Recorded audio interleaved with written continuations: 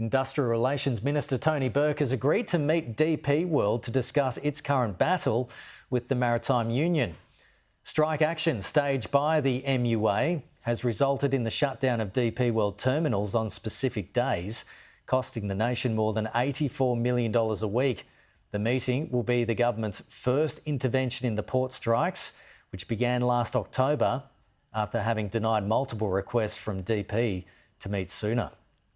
And joining me live now is Business New South Wales CEO Daniel Hunter. Daniel, thanks for joining us on the program. This industrial action by the Maritime Union of Australia at Australia's second largest port operator, DP World, has been going on since October last year. We know almost 50,000 containers are stuck in a backlog as a result and costing the economy $84 million a week. But it's easy to throw numbers around. How is it affecting businesses and farmers? Well, it's absolutely crippling. The supply chain backlog is huge for businesses right across New South Wales and Australia. What it's doing is it's driving up container handling costs because the containers simply are not getting out of the ports on time. That's getting passed through to business, and a lot of the time businesses are passing that on to consumers. So we're really worried about the inflationary impact of this, and it's having a massive impact now. As you say, it's been going since October. We looked at a case study just this week of a small business here in Sydney that supplies education equipment to schools. They were due on a container shipment in the first week of January. They're now not even sure if that's going to get delivered in the last week of January. What that means is the school won't get the equipment, that small business won't get paid, their costs will actually go up as well, and their reputation is damaged for future contracts. So it's bad for business, but it's also bad for consumers. There's been pressure on the government to do something from the opposition, and today we hear Industrial Relations Minister Tony Burke will meet with DP World this week. He's now back from leave and has made the call. What should he be saying to DP World?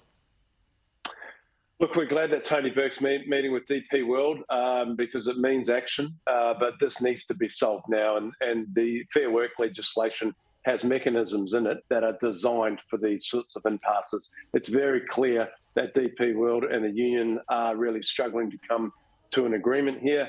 The Fair Work legislation has arbitration mechanisms in it, then the government can compel both parties to come to a lasting resolution via arbitration. That needs to happen, and it needs to happen now because it's really damaging to the economy and consumers. Yeah, I mean, this case is before the Industrial Relations Commission, as you say, and the Minister, Tony Burke, has the legal power to intervene in industrial disputes that harm the Australian economy. And the question is, you know, how bad does it have to get for him to pull the trigger on that legal action? And what we're seeing at the moment is we're seeing a return to some of those supply chain shortages that we had during COVID. And, you know, households can ill afford inflationary pressures due to the unions and DP World unable to come to an agreement.